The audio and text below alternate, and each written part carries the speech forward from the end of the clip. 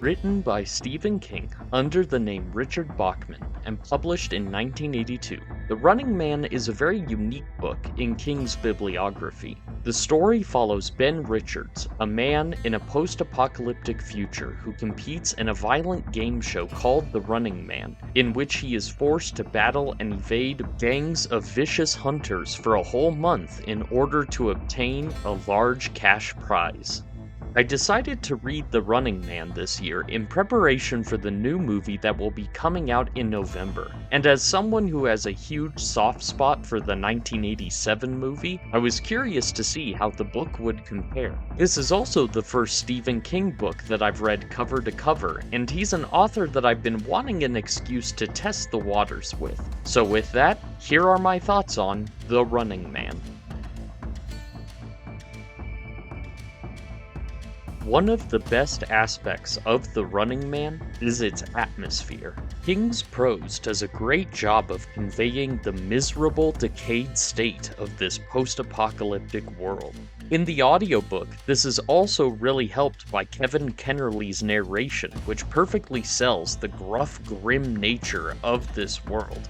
And King adds in a lot of detail that really helps to flesh out the world and all of the ways in which it is falling apart, from pollution to corporate overreach.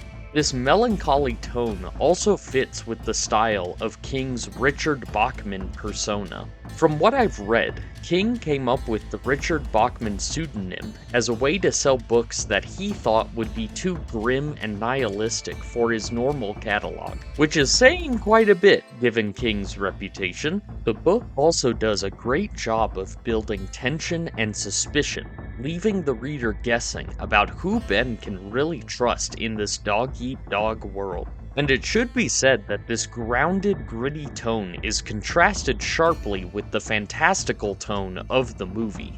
The movie revels in the over-the-top fantastical spectacle of the game show format, while the book is much more focused on the grungy dystopia and exploring the themes related to that environment. In the movie, Ben Richards is fighting to clear his name after he is framed for a crime he didn't commit. But in the book, Ben Richards is fighting for the prize money so that he can get medical treatment for his daughter, who is deathly ill. This is a much stronger hook that immediately gets the reader emotionally invested in the stakes of the story. And unlike the muscular Arnold Schwarzenegger in the book, Ben Richards is described as pretty average in his stature, which helps to give him the kind of everyman quality that the movie version really lacks. And despite his gruff and hardened exterior, Ben Richards is a character that I was constantly rooting for over the course of the story. Because of this, when the emotional moments hit, they really came like a gut punch. Without spoiling anything, the conclusion to this book had me on the edge of my seat, and I thought that the ending perfectly fit with the theme of raging against the machine. It's funny to me that one of the most common criticisms of Stephen King is that he doesn't write good endings, because I found the ending of The Running Man to be the most memorable and impactful moment of the whole book. While I really enjoyed the premise and the conclusion of The Running Man, there are some significant issues that hold it back from me calling it a great book.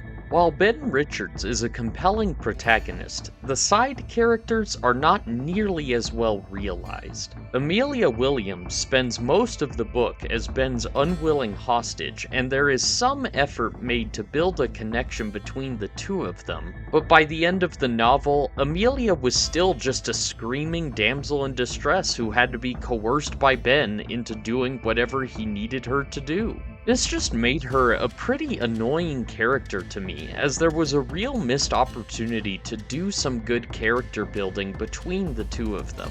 And Dan Killian, while not a bad antagonist, is not nearly as charismatic and memorable as Richard Dawson in the movie. I much prefer the evil game show host persona over the generic evil businessman trope that I'm growing to hate more and more as time goes on. And as a minor note, the book leans heavily into some racial stereotypes to a point that it is distracting. With the exception of Dan Killian, every black character in the book talks in the exact same way. Ben Richards is running around New England, and yet every black person he runs into talks like they are from the Deep South. It's really odd.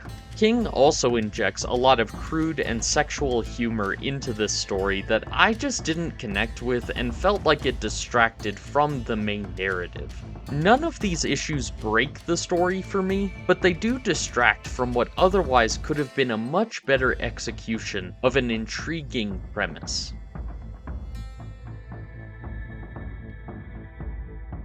Overall, The Running Man is a book that I enjoyed but was left wanting more from. The premise, the main character, and the ending are all strong, but the connections in between those points could definitely be improved upon. And, hot take, I actually like the movie a bit better than the book. The movie may not be a faithful adaptation, but it sets out to be a goofy, over-the-top 80s action movie, and I think it mostly succeeds at that. Whereas the book sets out to be a dark, emotional, post-apocalyptic story, and I think it is moderately successful at that. There is a skeleton of a great story here that is just held back by its weaker elements. So for that, I'm giving Stephen King's The Running Man 3 out of 5 stars. Having now both read the book and watched the 1987 movie, I'll be very curious to see what Edgar Wright's take on this story is when his Running Man releases in November. So I hope you all stick around to hear my thoughts on that movie when it releases. I hope you all have enjoyed this video. Be sure to like and subscribe and comment down below your own thoughts on The Running Man as well as Stephen King's other work. As always, thank you for watching, and I'll see you in the next video.